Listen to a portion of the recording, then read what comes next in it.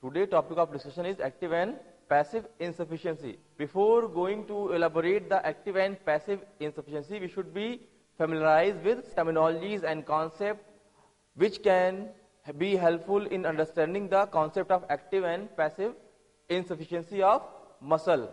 First and most important thing we should know is one joint muscle as well as two joint muscle. What is one joint muscle and what is two joint muscle? It means the muscle which originates, suppose supinator. Supinator originate from below elbow and insert above wrist. It means this muscle is controlling or producing movement only at one joint. But we have some muscle, many muscles which are crossing more than one joint, two joint, three joint, or we can say multi-joint. So these muscles, some are crossing one joint, some are crossing two joint or three joint. This crossing pattern of muscle, this length of muscle can play an important role in active and passive insufficiency of muscle. First, I would like to elaborate some important findings of one joint muscle. The one muscle which crosses only one joint. I have given you example like supinator. A normal one joint muscle possesses sufficient contractility to shorten through the full range of motion afforded by joint. Suppose supinator and pronator, they are one joint muscle. They originate below elbow and insert above wrist. So for production of torque, production of movement by the contraction of this muscle is sufficient to create mobility over only one joint.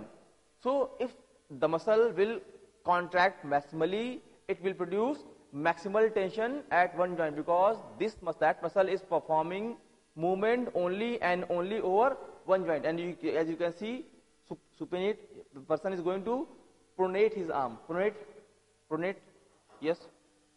Pronate karo, yes. Pronate. Again. Pronate. Apply more force. When you are resisting this type of movement, which is performed by single joint muscle, the maximum torque production of that muscle will be maximum at the end range of motion. Again, I will like to demonstrate you. Perform the movement. See, in this, the patient subject is doing pronation of hand, and pronation of hand is performed by the pronator of forearm, and because pronator of forearm is single joint muscle, so it will produce maximal tension when this muscle will contract fully. So all single joint muscle can produce maximum force when it is contracted fully. Same as the example can be given by supinator also. Supinator is also a one joint muscle which causes supination of forearm. Again, go for supination. Yeah. As the individual, as the subject will go from pronation to supination, as we will complete the range, the force production by muscle will be increases. So by completing the range, the amount of force production by muscle will be more. So in case of all single joint muscle, the force production is directly proportional to end range. When the bone is moving by a single joint muscle, it will exert a strong effective force in its most shortened position, which is a complete joint range of motion. Suppose, for example, if I imagine, and it is not, suppose biceps. Biceps is a one joint muscle originating from scapula and inserting over radius. When you are going for here, it is producing maximal force at the end range. So all single joint muscle produce maximal amount of torque at end range of the motion. Second is two joint muscle or multi joint muscle. The muscle which crosses more than one joint is known as two joint or multi joint muscle. A normal two joint muscle does not possess sufficient contractility to shorten at both the joints simultaneously, exert a strong effective force within the mid range of its overall length. Suppose, for example, like your flexor of forearm, they are originating from the medial epicondyle of humerus, and they are going through the wrist, MCP joint, IP joint to all. Clear? It means one flexor muscle of forearm is crossing many joints. From here, one joint, two joint, three joint, four joint. Clear? So one muscle is producing mobility at multi-joint. So when you are going to produce contraction over many joint by one muscle, so muscle cannot be effectively or efficiently produce contraction or torque at each and every time joint. Clear? See, suppose this is a flexor of forearm, and the function of flexor of forearm is producing flexion over wrist, flexion over MCP joint, flexion over PIP joint, flexion over DIP joint. When you flex your wrist, you cannot effectively flex your finger because of lack of shortening, because of shortening of the flexor. Because this is a muscle originated from here, and the complete length of muscle is this. Complete length of muscle is this. When you are going to shorten, what is shortening? By shortening, muscle is producing force. Okay, one component. It means muscle is shortened up to some extent. Again, you are going for flexion here. Muscle is shortened again. Again, you are producing flexion here. It means at PIP joint, shorten. When you are going to shorten your DIP joint, you cannot shorten it forcefully because the flexors muscle is already shortened at many joint. So, two joint muscle has to perform function at many joints, so he cannot perform its function effectively at all ranges. That's why two joint muscle exert a strong effective force within the mid range of its overall range. Clear? So there are two types of muscle: single joint muscle, double joint muscle, or multi joint muscle. When you want to produce maximal force by single joint muscle, you should apply force through full range of motion. Clear? And when you are going to produce force by two joint muscle or three joint muscle, you should perform the activity in mid range of motion. This is the main fundamentals of one joint muscle and two joint muscle. So you just analyze which sports activity you needed to perform, you needed to produce force, which muscle is going to produce force. If you are analyzing this is the muscle which need to produce force and this is single joint muscle, so you should produce maximum contraction, maximum range of motion for that muscle. And if you feel this is the multi-joint muscle and we are going to use this muscle for a specific sport, so we should keep that muscle in mid-range. So in mid-range, that muscle can produce maximal force. Clear? So we have two type of muscle: single joint muscle, double joint muscle, and both muscle can play a different role in different sports activities. In some sports where we are going to use single joint muscle, like I am pulling something, I am holding something. In some sport, you need to hold properly. It means when you are holding something, holding involve flexion of wrist.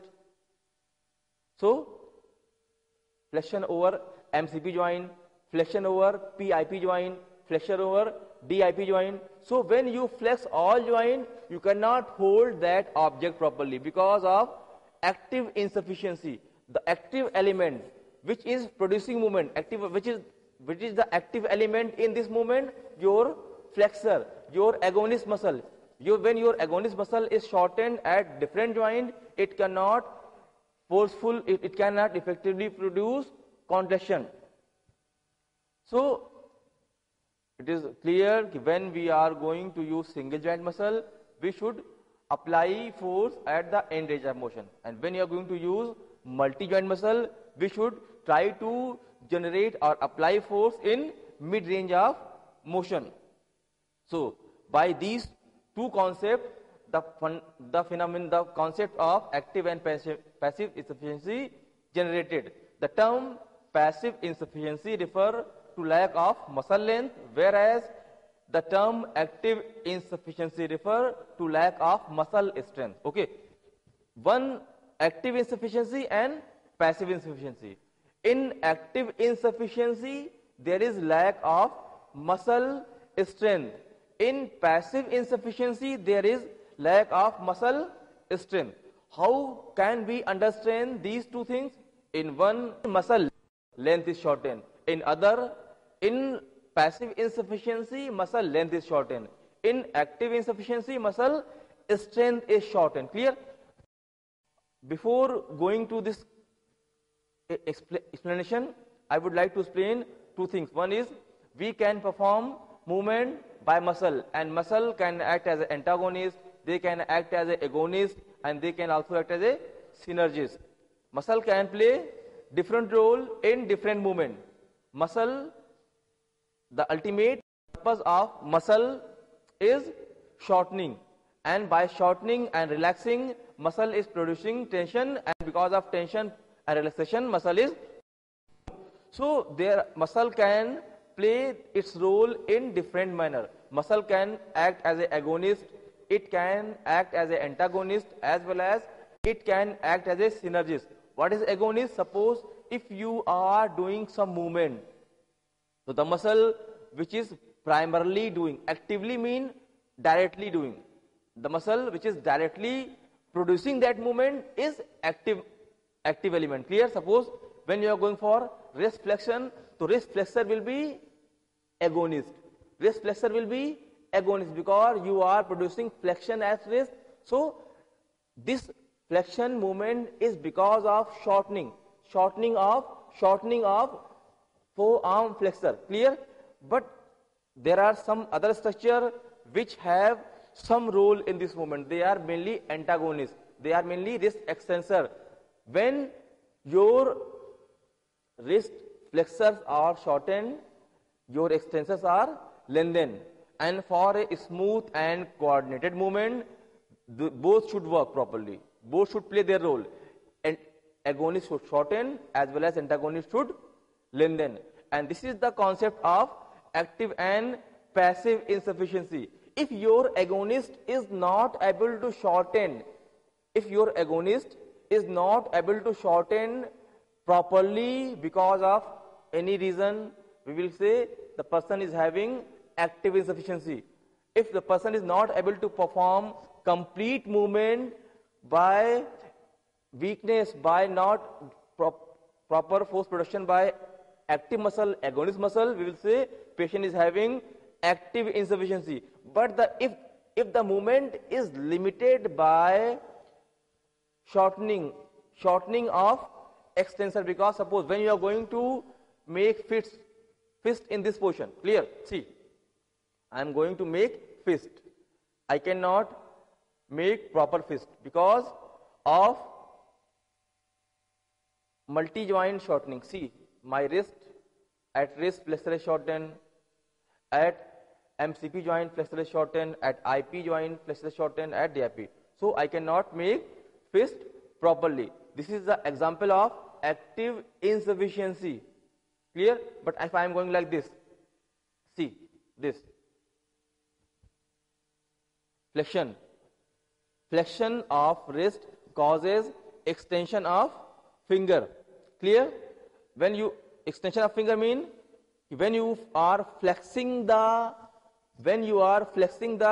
flexor at wrist, it will cause extension of finger over MCP, PIP and DIP. This is known as passive insufficiency because of when you are going to shorten agonist, it will cause lengthening of antagonist, and because of lengthening of antagonist, the fingers will be straightened at MCP, PIP and DIP joint. So this is mainly agonist and antagonist are responsible for active and passive insufficiency.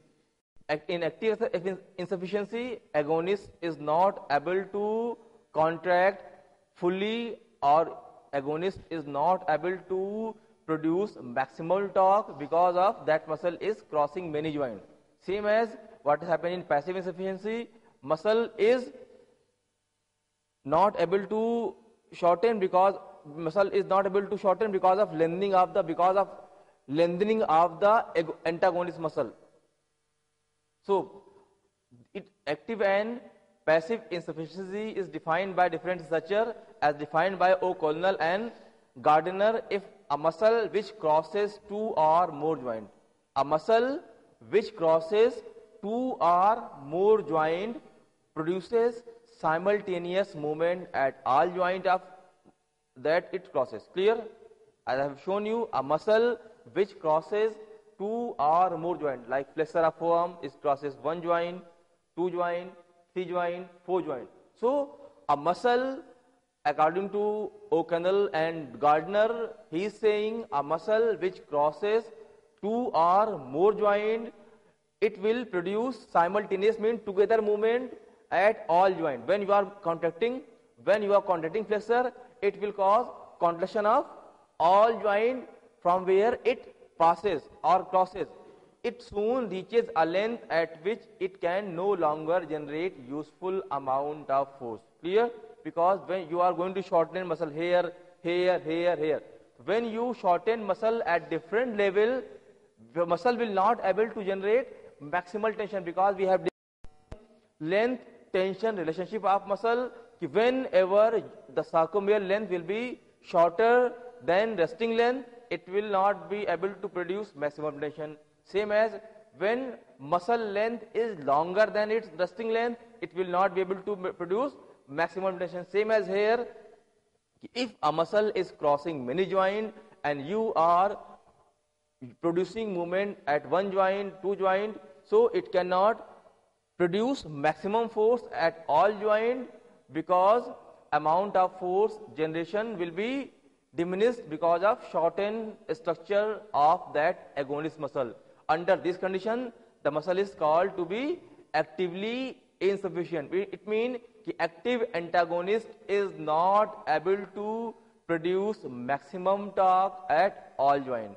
Clear? I would like to demonstrate you again. Please come here. Suppose, according to O'Connell, is saying if a muscle is crossing many joints and when you are going to produce movement, suppose this is a forearm flexor. The forearm flexor function is production of flexion over wrist, flexion over MCP. This is MCP joint. Same as production over PIP joint, flexion over DIP joint.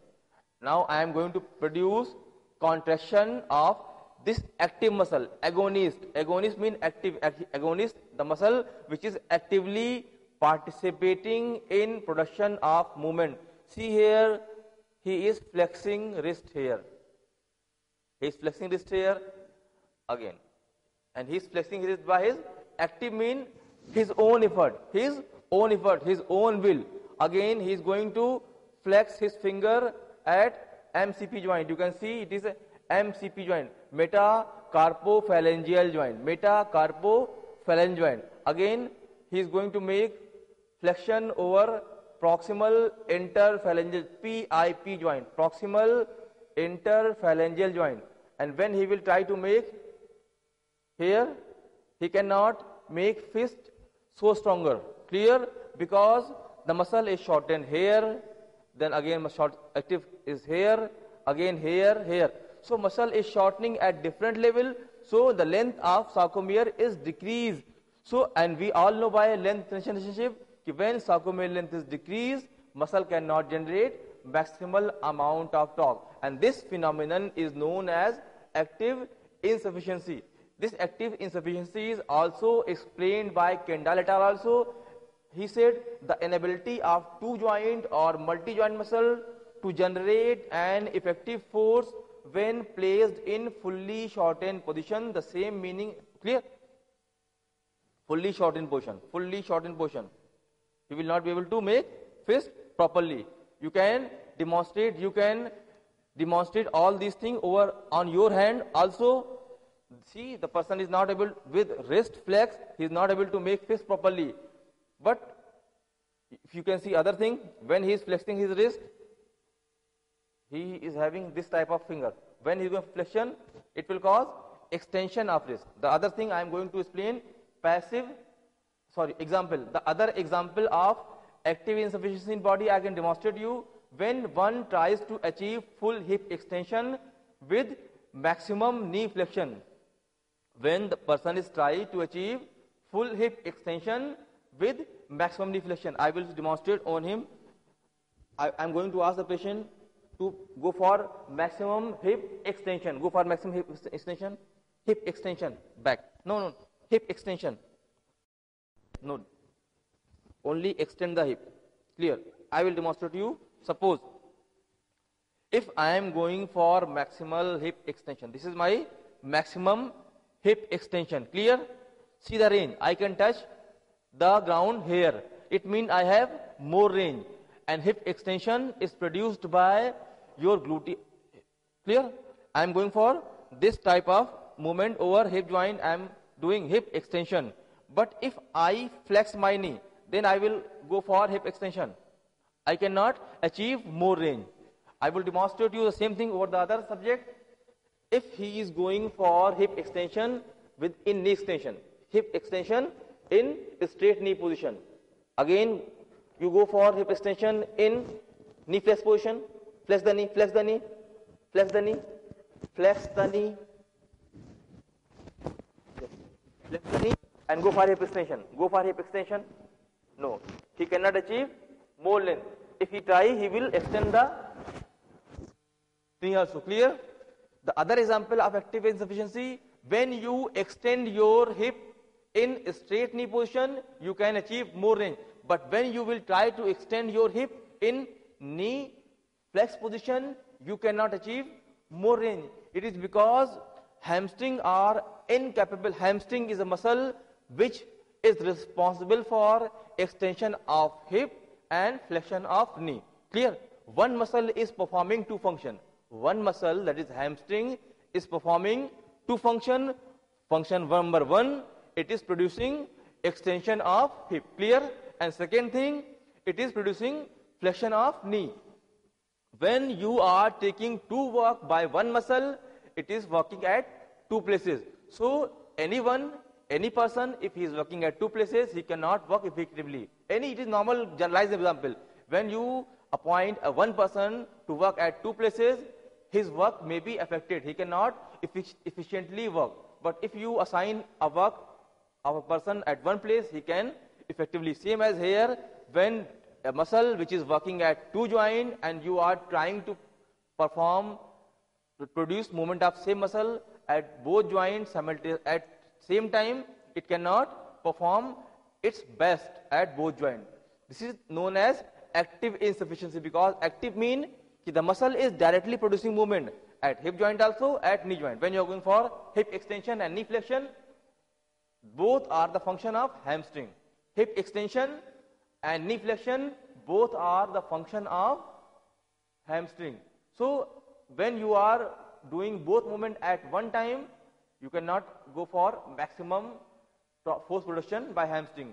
But when you are going like this, or when you are making your hip neutral and then push, you can push effectively. You can apply more force by hamstring. But if you go like this and then apply more force, you cannot. You can see here, if you are going to apply force by hamstring in neutral hip position, it means you are producing movement only and only at one joint. See, you can apply more force you can produce more torque by hamstring. Clear? Because you are producing movement, you are producing force by that muscle only at one joint. But if you try to produce force at both joints by a single muscle which is crossing two joints at one time, you cannot. Suppose if you go for extension, then you apply force, you cannot apply more force by hamstring.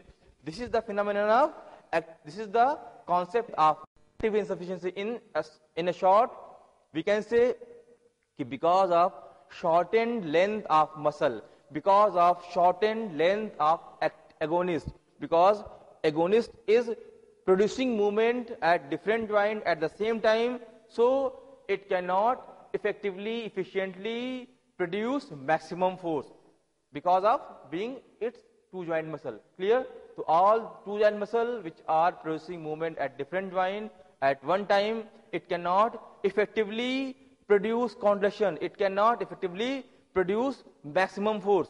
That's why we will say the muscle is insufficient to produce maximum torque. It is known as active insufficiency of muscle. Second is passive insufficiency. What is passive insufficiency? As defined by O'Connell and Gardner, passive insufficiency of muscle is indicated where a full range of motion of any joint that the muscle crosses is limited by that muscle length rather than by arrangement of ligament or structure. Clear? I have told you agonist is a muscle which produce movement and antagonist is the muscle which control the movement of agonist. Clear? I will demonstrate to you. Suppose now I am going to explain something about how we can understand passive insufficiency. Before explaining the concept of passive insufficiency, first I would like to explain how bone movement is controlled. This is a, suppose for example, if this is a bone and this bone is controlled by two group of muscle. One muscle which is producing movement is agonist and other muscle which is opposing movement is antagonist. So in resting stage the bone is controlled by both agonist and antagonist. But when your agonist is going to shorten, it will shorten and causing lengthening of the antagonist. But when antagonist will achieve its maximum extensibility. Maximum extensibility means the maximum elastic limit of the antagonist. It will not allow further the mobility of bone. So whatever force is applied by your active element is waste. It cannot produce bone to move. Clear? This is known as passive insufficiency. I can demonstrate the same thing in the joint. See, this is a wrist joint. When you put your wrist in flexion, there is a flexion of your wrist. When you are going, suppose in this position, you have like this movement. When you are going to produce flexion over wrist, it is causing extension of fingers. See again, flexion of wrist causes extension of finger. For flexion, it will cause automatic extension. You don't want to produce extension. You are not going to produce extension over finger. You are not going to produce extension over finger. But when you are producing movement by agonist, it means you want to produce only and only flexion of wrist. But it causes extension of finger. It is because of lengthening of the antagonist. This is the concept of passive insufficiency. So passive insufficiency as defined by Kandal, shortness of a two joint muscle, the length of muscle is not sufficient to permit normal elongation over both joints. So when you are going to produce movement by agonist in shortened position, because of lengthening of antagonist, it will not allow the joint to move in full range of motion. So active insufficiency is because of inability of active element agonist to produce maximum torque at complete range of motion because it is crossing many joints. Same as passive insufficiency is because of lengthening, shortened length of antagonist muscle. Thank you.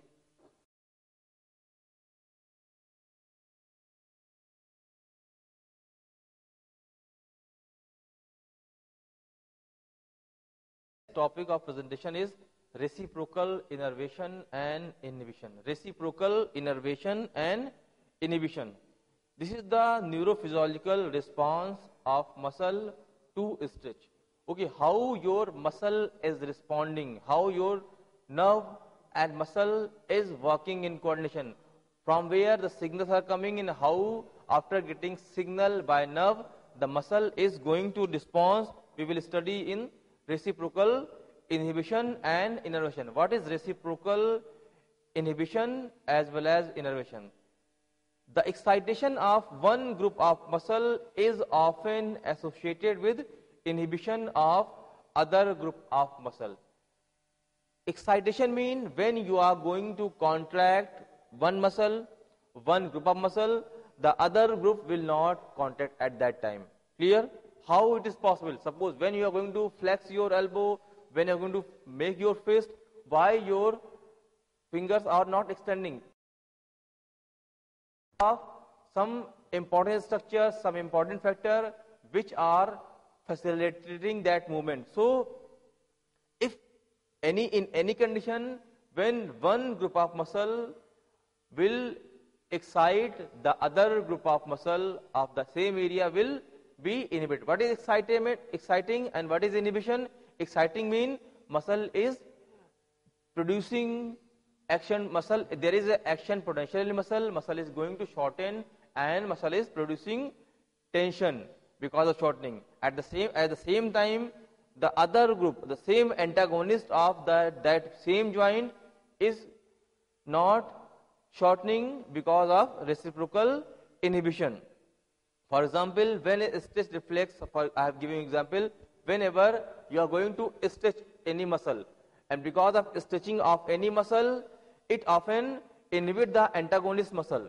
When you stretch any muscle, suppose you are going to stretch your flexor, because we all muscle has a property of contractility as well as extensibility. Clear? When you stretch anything, it will recoil. It is natural phenomenon.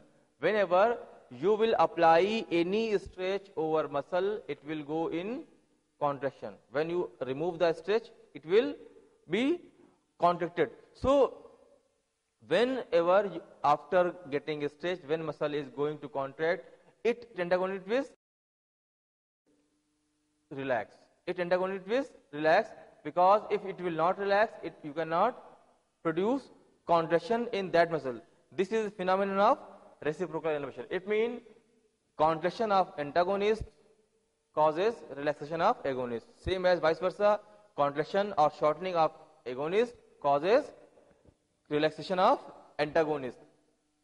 And how this phenomenon occur? How this is possible? When you are going to contract one group, other group is relaxing. It means there are some forces, there are some mechanism which is operating this system. Clear? Because we are, being a normal individual, we are able to perform a smooth and coordinated movement. And a smooth and coordinated movement is not possible without getting support from all group of muscle, ligament, joint, tendon, each and every structure which form the joint, which form the leverage system of joint. Clear? So, when you are going to flex one group of muscle, the other group will relax. And this is because of reciprocal inhibition and innervation. So, what is the reciprocal inhibition? This contraction of one group and relaxation of other group is known as reciprocal inhibition mechanism. And the neuronal circuit, the mechanism, the whole neuronal system which is responsible for this type of arrangement is known as reciprocal inhibition. Okay, so what is the mechanism? How this happen? When you are going to shorten one, other is relaxing. It means there is some system, there is some mechanism which is controlling. Suddenly your brain is not aware. If you are going to flex, other is going to extend. When you are going to flex, other is going to extend. It means, how can we explain this mechanism? The group 1 afferent fiber mean sensory fibers which are giving information to the spinal cord, and from spinal cord to central nervous system. So whenever your group 1 afferent after entering a spinal cord gives a collateral branch that synapse on the interneuron. As you can see in the diagram, it is clear that whenever your group 1 afferent is coming to the spinal cord, it is making synapse. It is making synapse with the group of other afferent. The group of one afferent fiber after entering the spinal cord gives off a collateral branch that synapses on an interneuron. This interneuron in turn synapses on the antagonist alpha motor neuron, which is inhibitory. It causes an action potential in the alpha motor neuron that is ultimately manifested as a reflection of relaxation of muscle. So reciprocal inhibition means when you are going to contract one group of muscle, the other group will relax. How? What is the mechanism of it? Whenever a muscle, one muscle group is contracting, shortening, it will stimulate group afferent of that fiber. That group afferent fiber will send impulses to spinal cord, and in spinal cord it will make a synapse in inhibitory interneurons with the other group of muscle. Clear? So when you are going to stimulate one group, it will inhibit the activity of other group. This can be better understood by understanding the reflex mechanism as given in diagram. Whenever any sensory efferent is going within the muscle, it is making polysynaptic connection within the spinal cord. Clear? So what is polysynaptic connection? It means there are number of synapses from ipsilateral muscle as well as contralateral muscle. Same as in the same limb, it can make synaptic connection with agonist as well as antagonist. When you will excite the interneurons of agonist muscle, at the same time it will exert a inhibitory effect over the motor neurons of the antagonist side. So because of inhibition of motor neuron of antagonist side, it can inhibit the activity of that muscle fiber. So what happens when you are going to contract one group of muscle, the other group of muscle will be relaxed because of this type of neuronic arrangement. Even in spinal cord, if you are going to produce movement at one muscle, that muscle is making excitatory synapse in spinal cord, and the other group, other muscle, other antagonist muscle, the same impulses are making inhibitory connection with that group of spinal cord. And the third one is autogenic inhibition. What is autogenic inhibition? The GTO, as it monitors tension in the muscle fiber being stressed, has an inhibitory effect on level of muscle tension in the muscle tendon unit in which it lies, particularly if stretch forces is prolonged. This effect is called autogenic inhibition. So we can understand these three phenomenon by first is reflex reciprocal innervation. What is reciprocal innervation? Reciprocal innervation mean there are group 1 afferent fiber, sensory fiber, motor fiber. Whenever one fiber will be stimulated, it will make a synaptic connection with the other group of muscle fiber of the same joint. Clear? For example, when you are exciting antagonist muscle, the group 1 afferent is going to make synapse in spinal cord with the antagonist muscle of the same limb. And when one group interneuron is excited, the other group will be inhibited. This mechanism is known as reciprocal inhibition. Same as vice versa, when your antagonist muscle will be stimulated, your agonist will be relaxed. The next important topic I am going to discuss is neurophysiological response of muscle to stretch. Okay, whenever muscle is stretched either actively or passively, how it responds. We will study the response of muscle to stretch under these three headings. First is reciprocal inhibition, second is reciprocal innervation, and third is autogenic inhibition. What is reciprocal inhibition? Reciprocal inhibition mean opposite. every movement, every joint is supplied by two group of muscle, and any movement is possible because different muscle are working differently. Some muscle is working as an agonist, mainly. What is agonist? They are mainly producing movement. Some muscles are working as antagonist. What is antagonist? They are controlling movement from backside.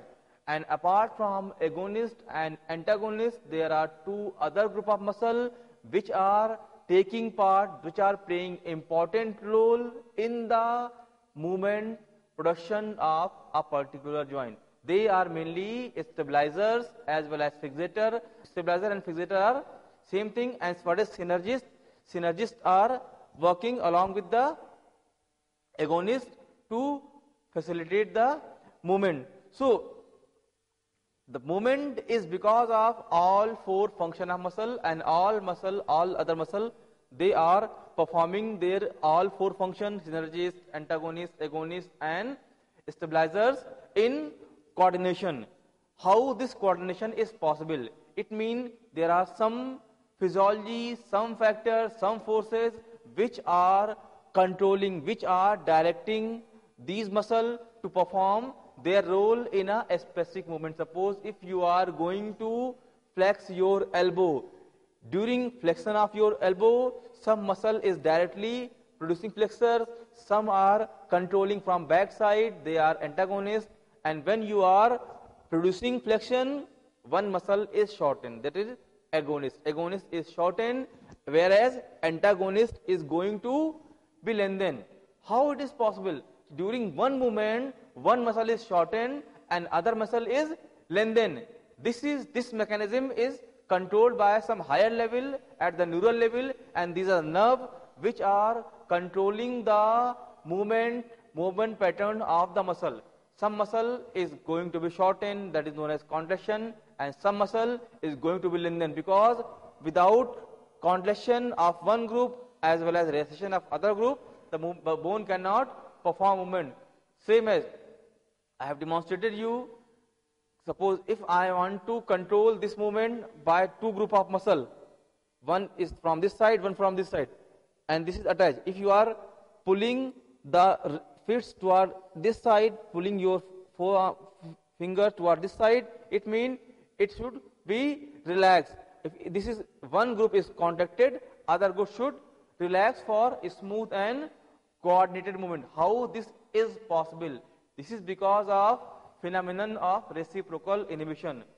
It means one group of muscle during any movement, if one group of muscle is contracting, the other group of muscle that is plays opposite to that muscle. It means, suppose you are taking example agonist, so antagonist. If agonist is contracting, antagonist should relax, because without relaxation of antagonist, agonist contraction in effective manner is not possible. You cannot say that movement normal. So what happened? The exercise, how it is possible? When one group is tight, the other group inhibit. How it is possible? It is because of reciprocal inhibition. It is because of reciprocal innervation. Now let us understand what is reciprocal innervation.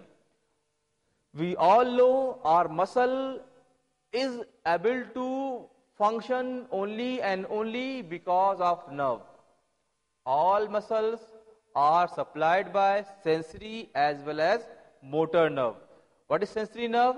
The function of sensory nerve is sending information to the higher center, that is central nervous system, regarding the responses which are occurring, which any event which are happening in the muscle belly is conveyed to the higher center, that is spinal cord and brain via sensory nerve. And by getting information from those sensory nerve, the spinal cord send its response to that muscle with the help of motor nerve. Clear? So whenever we will apply, now let us discuss phenomenon of reciprocal inhibition and innervation. Suppose when you are going to produce some movement, some stretch, suppose if I am stretching one of my muscle, and as you know, in stretch reflex, what is stretch reflex? When you stretch a one group of muscle, when you remove the stretch, it will relax. It is because of the property of muscle, because muscle is having property of extensibility as well as elasticity.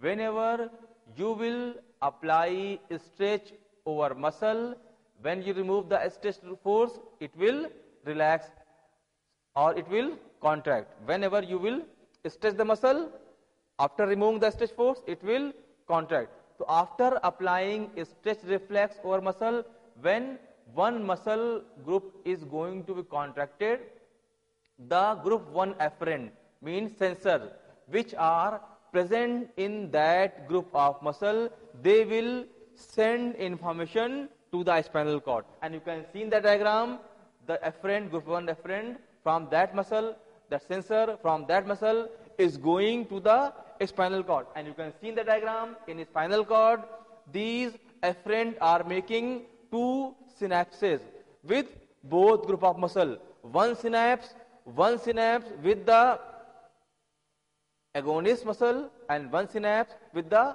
antagonist muscle of the same joint.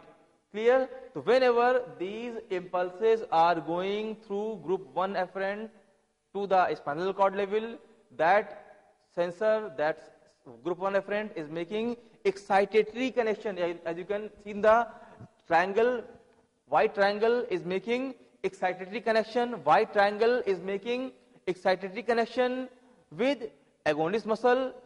At the same time, it is making inhibitory connection with the antagonist muscle of the same joint. So your impulses are going via muscle to the muscle at the spinal cord level, and the same sensory nerve is making two connections with both group of muscle.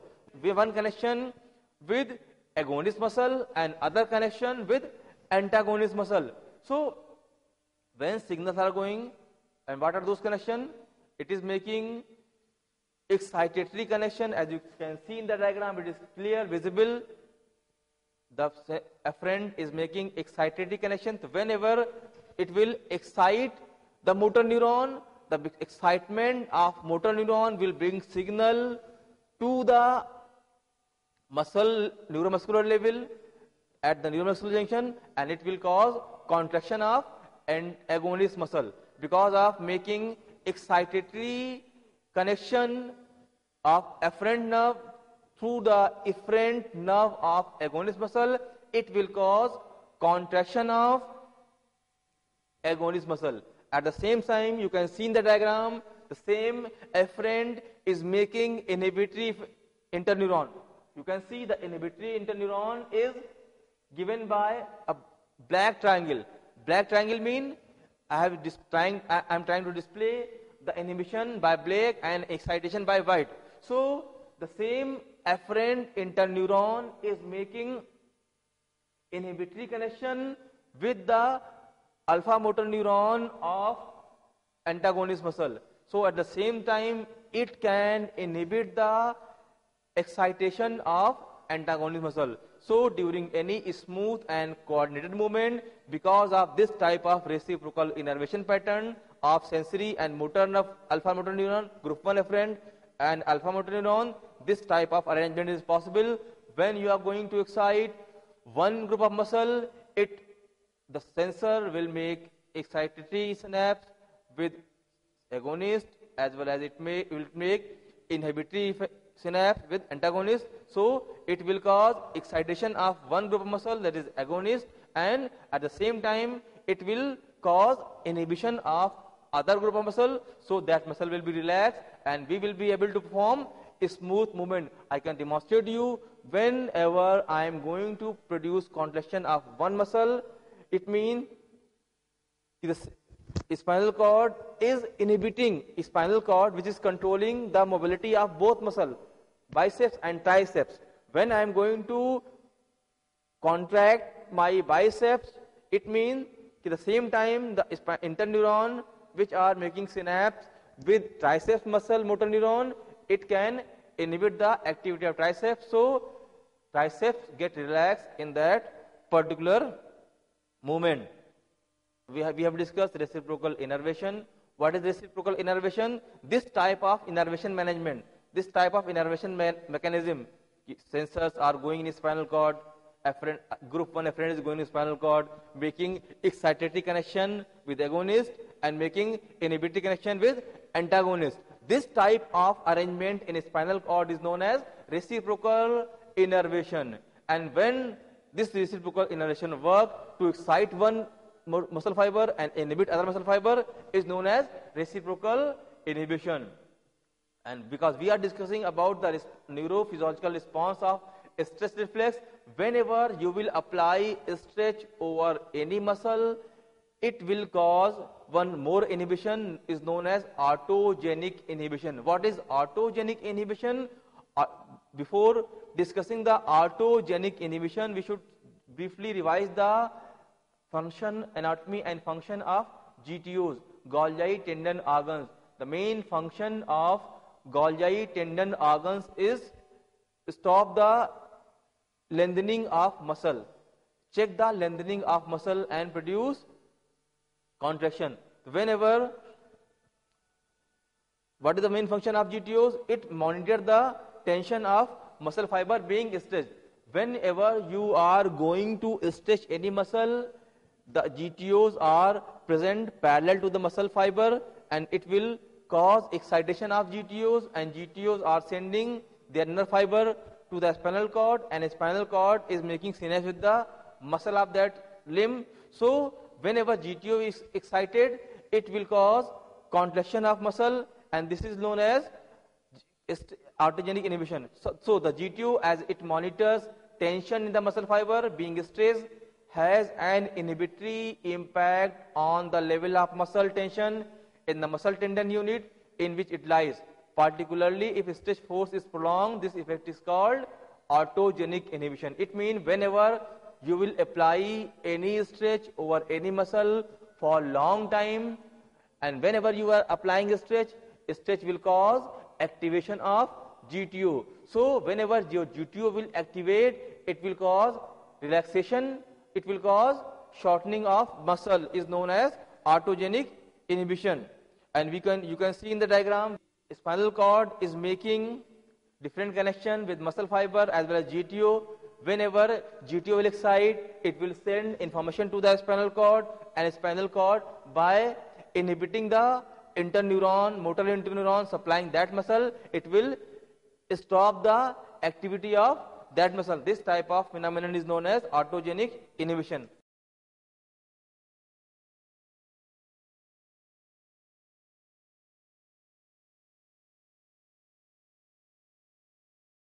Important structure known as neuromuscular junction, okay?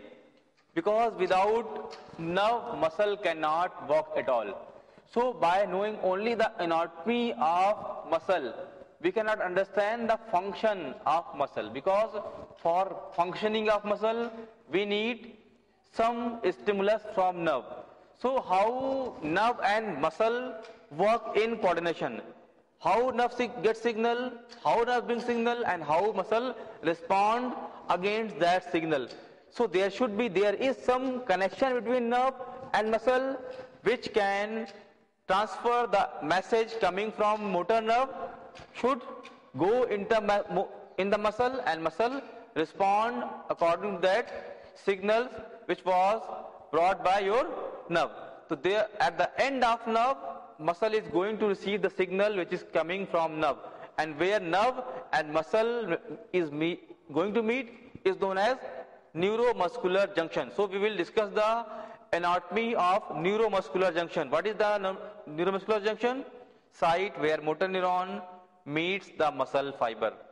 What is neuromuscular junction? Site where motor neuron meets the muscle fiber, separated by a gap called neuromuscular cleft.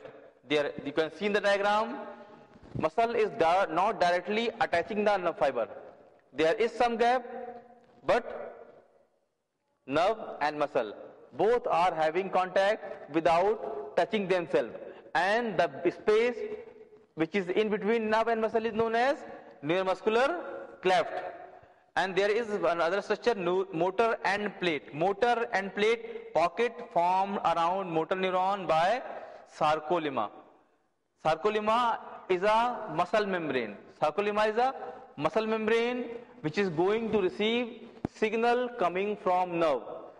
So where muscle is going to receive signal, it make a pocket-like structure to receive the signal from nerve, and that pocket-like structure is known as motor end plate. As you can see in the diagram, it is clearly mentioned what is your neuromuscular cleft and what is your motor end plate. There is some important chemical very much required for muscle contraction, because without this chemical known as acetylcholine, it is released from motor neuron. Acetylcholine, because we all know when nerve brings signal, the signal will travel all along the nerve in form of electrical signal. But when the signal, that electrical signal is going to be entered in muscle, because I have told you in neuromuscular junction, muscle is not going to attach with your nerve. So they are going to be made contact but without touching themselves. It means, and we all know that electrical signal cannot transmit without conduction. For transmitting any electrical signal, there should be contact. But in NM junction, neuromuscular junction, there is no contact. So, but signals are going. Signals are going from nerve to muscle. And but when you see, muscle and nerve are not in connection, not in contact. So, electrical signal cannot travel. Electrical signal cannot go, because electrical signal needs some contact to travel. But here there is no contact. So, because of presence of that acetylcholine, the electrical signals can be converted into chemical signal, and chemical signal can travel from one end to other end without having any contact. This is the main function of acetylcholine, which is released from motor neuron, causes an end plate potential. I have told you what is the end plate, where your sarcolemma is going to make a pocket to receive the signal brought by your neuron. So when, because of your acetylcholine, it is the acetylcholine which can polarize, which can create a potential. What is potential? Potential is the charge difference. What is potential? Potential is the charge difference, and because of difference in potential, current will flow. If we suppose if you have 5 iron, I have 5 iron, there will be no flow. But if there is any difference, suppose I have 10, you have 5, then my iron can move towards you. Always higher moves towards lower. When we will discuss about the action potential in muscle and nerve physiology, I will elaborate the things, but here you should only know that there is a, what is potential? Potential mean differences in charge. Differences in charge. And when you will have both, there is membrane, and membrane has charge outside the membrane, inside the membrane. When outside will be equal to inside, there will be no flow of current. But if there is different, either one side is positive, other side is negative, so always there will be flow, movement, there is some current generation. So this is potential. So because of presence of acetylcholine over the end of your neuron or nerve, it can cause end plane potential, which can cause depolarization of muscle fiber. Depolarization of muscle fiber. Now I will like to tell you what is depolarization. Normally in resting stage, our muscle or nerve has a potential. Potential mean, I have told you, charge difference. Normally in resting stage, what happen? Our cell membrane, or either from nerve or muscle, they are having more amount of sodium ion outside the membrane and less amount of potassium ion inside the membrane. Both sodium and potassium, both are positive ion. But because one side has more positive, other side has less positive. For example, suppose you have $1 million and I have $1,000. Both have enough money. Both have enough money. But because you have 1 million and I have 1,000, that's why you are richer than me. Same as here, both side of membrane, and inside, outside, both side has positive ion mainly, but inside is less positive, that is 2 plus in comparison to 3 Na plus outside. That's why in resting stage, there is a potential known as resting membrane potential. But if you apply any stimulus over nerve, it can change the permeability of membrane. So what happen? Ki more inside, more positive will come inside and less positive will be outside. It means condition is changed. Previously, more positive outside, less positive inside. But if you apply any stimulus, any touch, any damage, it can reverse the condition. Ki more positive inside, less positive outside. This this phenomenon is known as depolarization of muscle or nerve. If you apply any stimulus over muscle, it happen in muscle. If you apply any stimulus in nerve, it happen in nerve. This process is known as depolarization. We will discuss the process of depolarization and repolarization. We will discuss the function of muscle. Now we will discuss the anatomy of neuromuscular junction. What the neuromuscular junction have? What is the structure? What are those structure which form your neuromuscular junction? First is, because I have told you, neuromuscular junction is made up of nerve and muscle. So in all neuromuscular junction, there will be one motor neuron fiber and its branches. Muscle fiber, motor end plate, and myofibrillar motor fiber, mitochondria, synaptic vesicle, synaptic cleft, folded sarcolemma, and motor end plate. Okay? So these structure form the neuromuscular junction. It means muscle should have its end as well as its branches. But muscle membrane, which is our sarcolemma, which is going to receive the signal, it should have motor end plate, synaptic cleft, synaptic vesicle, mitochondria, folded sarcolemma, and motor end plate. Okay.